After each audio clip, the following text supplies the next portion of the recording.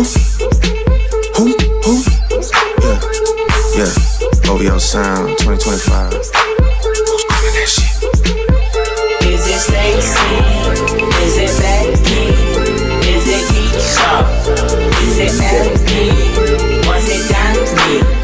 Is it Mark Mr. Function? Where the fuck the function? Where the fuck the function? The way I feel right now. 1 2 1 2. She's on crack. Okay. It was good, YouTube, man. Was good, YouTube, man. Man, how you all doing, man? Like I said last week, man, I don't really have a consistent time in which I want to be posting this shit, but I want to be doing it at least either Saturdays or Sundays whenever I have the time, you know? Whenever I have the time. And yeah, I mean, we just started this new month of April. The month of March has come and gone, and I hope you guys, whether you made the best out of March or you didn't, whether you were profitable in March or you weren't, whether you had something very, very good that happened or something that had very bad that happened, wherever it is, I hope you feel the best of it and you put it behind you now because we're in a new month, you understand? To try and make the best out of whatever we have going on. So yeah, nothing really happened last week. Last week was dry. It was extremely dry based on we had um NFP and was the beginning of a new month, so we had so much volatility going on in the market that we needed to stay out of. So other than that, we had more time to prepare for the coming week and making sure that our head is in the right space and just doing things to make sure that we don't repeat the same mistakes we did the last time, some mistakes we did in the past. That's one of the main reasons why we reflect, why we introspect, why we look at our journals and model things from hindsight. But pushing away this whole front intro out of the way,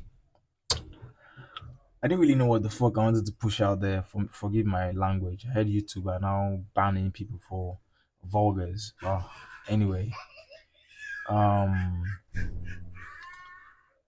I didn't really know what to put out there for you guys, but I had to do something, and I have been working on. I'm always working on my system actually, and I'm always working on how to better my trading and how to, what's the word? To maximize wherever I'm missing out on, to see whatever I'm missing out on and maximize on the good and minimize on the bad, you know.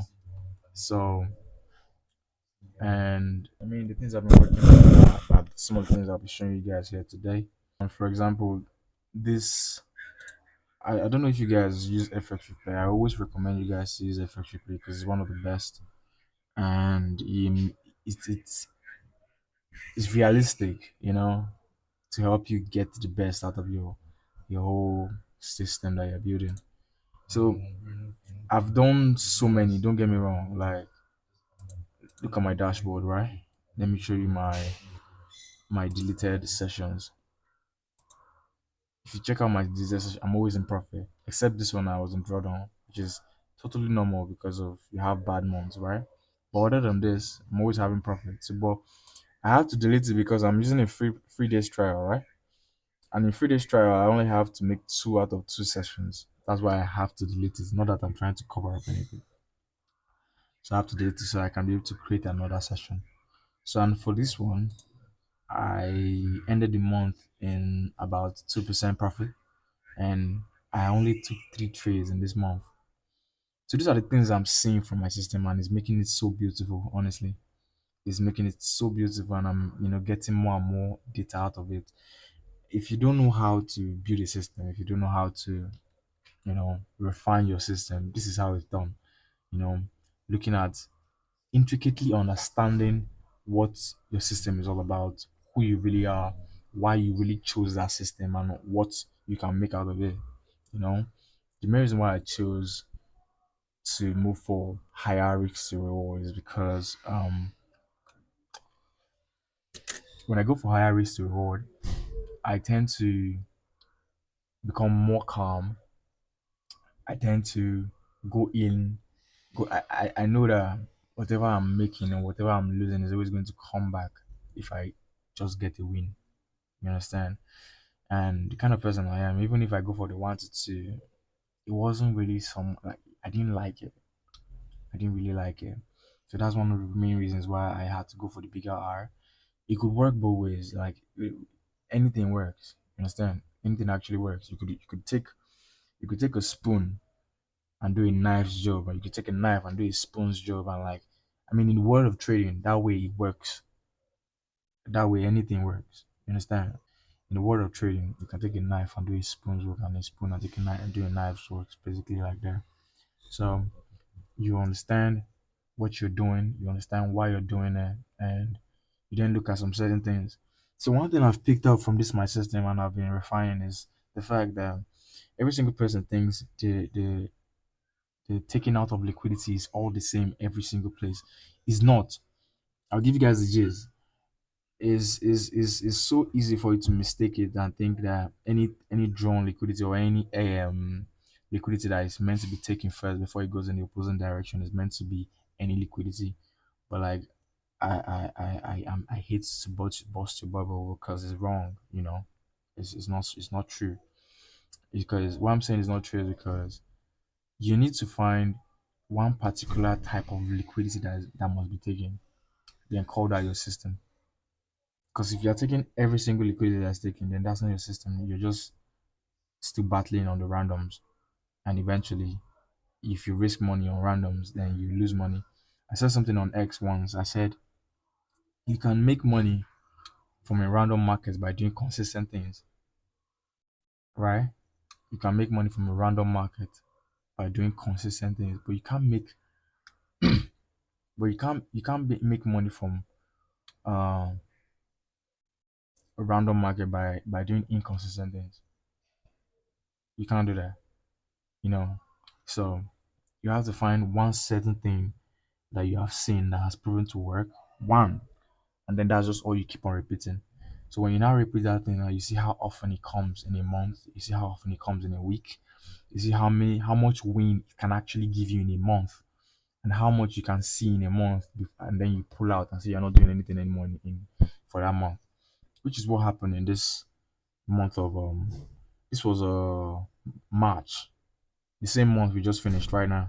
This was March, and I ended this month in a 2% profit. This same thing happened last month where I ended last month with a 2.5% profit, right? So it's the same thing that's still happening here, showing that at least I'm drawing closer and closer into profitability. You understand? I'm drawing closer and closer into profitability. I'm understanding more and more of my system, seeing it clearer from a big view, you know. So when when I understood how much my system can actually give me in a month, if I take a certain trade and it hits my TP, let's say I'm risking about 1%, right? And then price moves for about 4 hour or 5 hour, and it hits me on take profit. It's giving me a 5% trade. Say I had two losses prior, right? And I'm back up. I'm up 3% now. I'm done for that month. I'm not even trying to be greedy. I'm trying to scavenge for more. Nah, I'm done. Literally, I'm done. If if if to say I had 3 losses, I'm done for that month still. Because I can't start losing more that I'm making. If I'm making 3%, 2%, I can't start losing more. I can't start losing 6% or 7% or 5% because I want to find a win. Nah, I know how many trades can come out in a month, and if I take 2, 3, 4 trades, and in all those things I have losers, then I'm done. I'm not even battling myself. I'm just rolling over to the next month. That was a bad month for me. Understand? So these are the things that we are going to be, indulge in this new coming month. And also another thing we would be looking at in this coming month is I'm going to be toggling my risk from 1%. I'm trying to see how it will look from 1% to 2%, right? Because if you reason it, it's only reasonable that I'm taking three trades and I'm going for higher R's, right? It's only reasonable for me to, increase my risk and maximize the amount of profits I get from a particular trade, right? It's only reasonable. So I can, and I'm more liable to blow an account this way. It's just as easy as that to understand. I'm more liable to blow an account this way, but it's something I'm beginning to believe. When you believe your system strongly, right? You don't, you're not faced by any loss anymore because you know that eventually, okay, yeah, this shit will actually turn out well. Eventually, all you need is just a market as a good market that trends, and then you're good. That's another thing with me. That's something I've seen in this market now. My strategy doesn't work in consolidating markets, in market that doesn't trend, in a reversing market. It doesn't. It works just on trending markets. Is the market If the market is trending, I'm there. If the market is trending, I'm there. And that's one of the main reasons why I'm having issues with NAS these days. Because NAS has, I mean, it's clean, but at the same time it's not clean because the US market has been having troubles of late. If you don't read news, if you don't listen to news, if you don't see what's happening in the global economy, you will really lose out in this whole trading system because you can easily just you can tip your hands and say, okay, look, this is where the market is going to today. When and Trump, I don't know what's happened, but there was an issue with the US and China, right? Where Trump had to was it increase their tariff or something. So the the Chinese retaliated and did something. I think that was what caused the volatility to happen on Friday. So those little things now, if to say you're the kind of person that trades NFP now and like you were going long in that kind of markets, if you hear that kind of news now, you immediately reverse. Like it tips your hand easily. That's what happens when you listen to news and all these things. They are very, very important in our whole trading ecosystem.